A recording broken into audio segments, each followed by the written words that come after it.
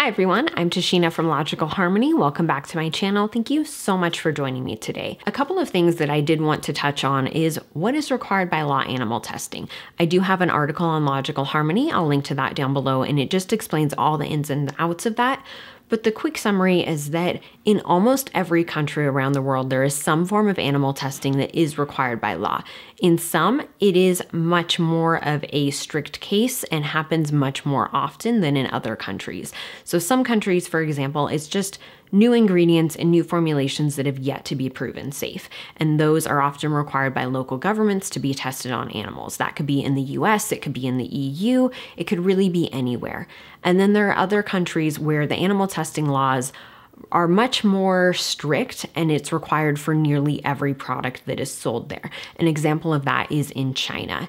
And I think it's really, really important to note that a brand could not sell in China and still test as required by law. It's not specific to China. So if you ask a brand, do you sell in China, and they say no, that doesn't mean that they're automatically cruelty-free. They could still be testing on animals or paying for animal testing to happen on their products. With required by law animal testing in China, there are groups enacting big change there. Humane Society International and Cruelty-Free International and PETA are all working with different groups within China to help get more alternatives to animal testing recognized, and that's amazing. There have been some small steps made there, and I'm hoping we can make more and more progress in the future. But as of right now, it is safe to assume that if a product is sold in stores in mainland China, that it's probably tested on animals through those post-market animal testing laws or the pre-market animal testing laws. Again, I'll link some resources down below if you guys want to dig deeper into it. Brands can sell in Hong Kong and be cruelty-free. Brands can also ship through e-commerce directly to consumers and be cruelty-free.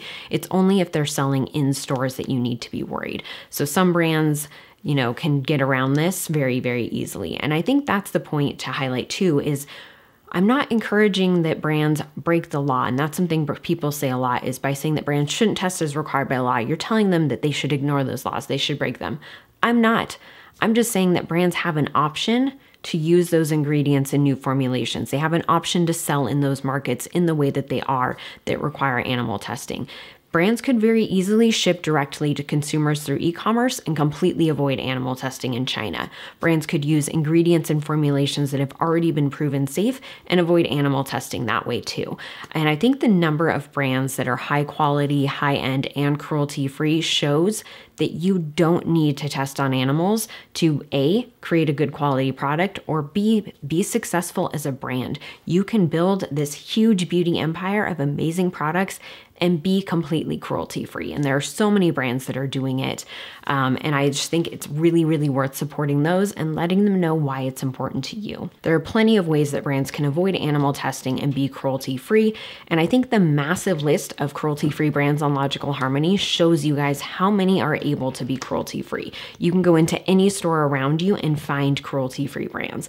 It's not a challenge, it's not difficult, and product quality does not have to suffer. So many amazing brands are cruelty-free. So I'm going to be putting out a video soon talking about some of those brands. In the meantime, leave comments below with any of questions that you might have. Make sure you check out that description box. I'll have so many links there of helpful information for you guys, and I will see you next time.